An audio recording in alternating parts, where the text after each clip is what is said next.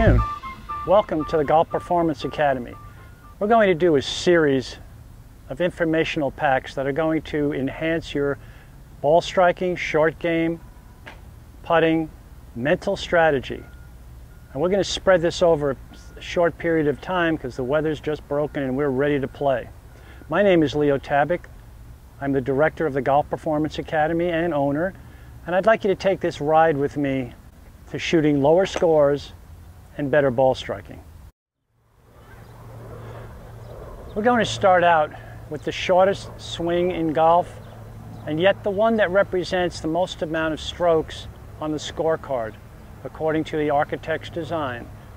Remember, we're allotted 2 swings on every scorecard for par 4, par 3, or par 5.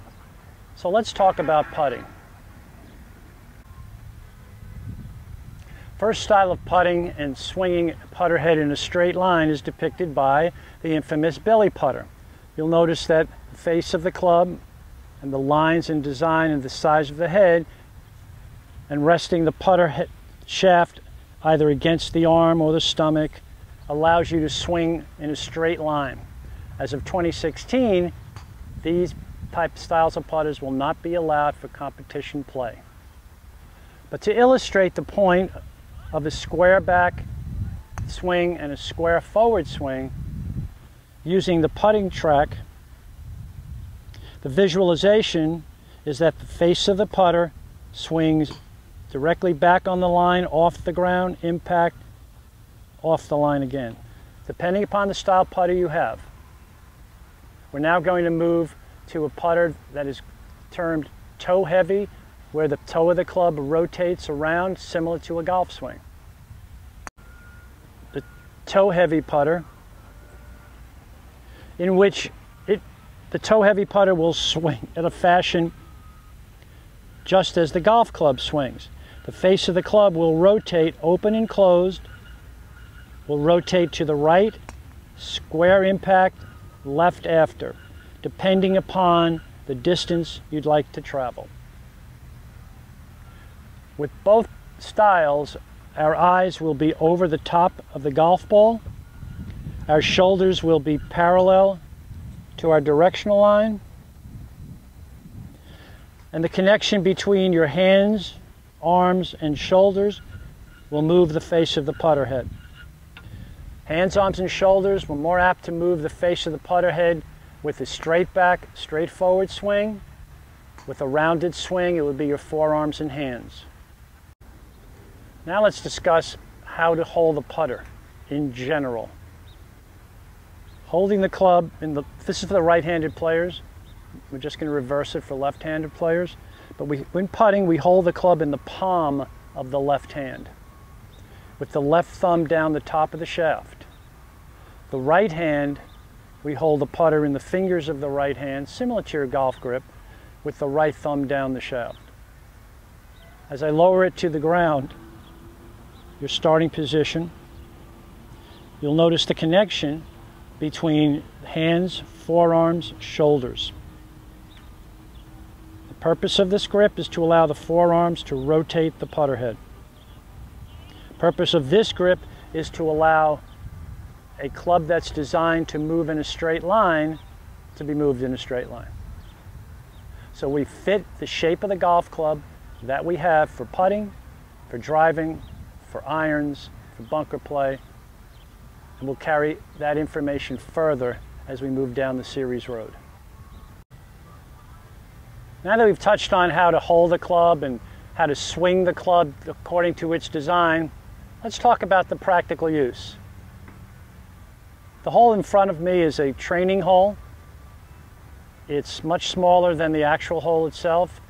It tightens up our vision. It's like shooting to the center of a target with bow and arrow, or pulling a trigger on a gun. You want to always point, or throwing a dart, you always want to point to the center. In order to fit the shape of the golf club, we need a consistent routine. We need a consistent routine in all our shots. The routine that I recommend for right-handed players is we place the club behind the golf ball with the right hand in the middle of the grip. We then lay the left hand on and secure our stance. As you place the club behind the golf ball with the right hand in the middle of the grip, your eyes are out over the top of the golf ball.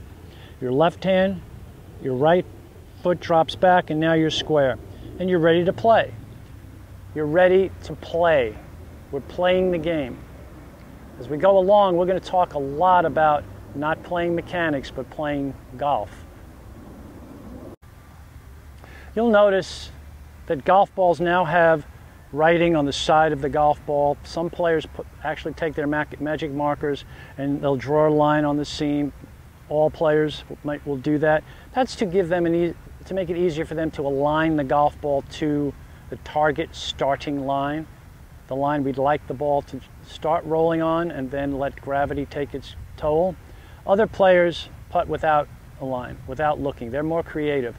They'd like to just feel their way, and they see shapes. So players who use the line are much more left brain and analytical. The players that do not use lines are creative.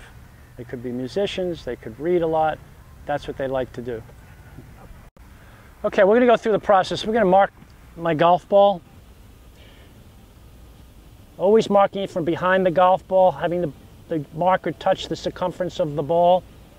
Then lift the ball. And sometimes it's a great idea, actually all the time, to take a look. Make sure that your ball's not sitting in a depression, in a hole. You can't move it out of there. If it's a ball mark, you can fix it. But if it's not, you can't move it. That'll just give you some insight as to maybe I have to hit this putt a little firmer than I thought I did, so that the ball doesn't become deflected by the depression in the green. We lift the coin. We stand behind the golf ball to give us the information as to the fault line. This particular putt moves right to left. I want to then walk in from the low side of my putt with my eyes looking down the roll line. Place the putter head with the right hand in that direction, left hand. Look at the target line. I'm ready to play and play.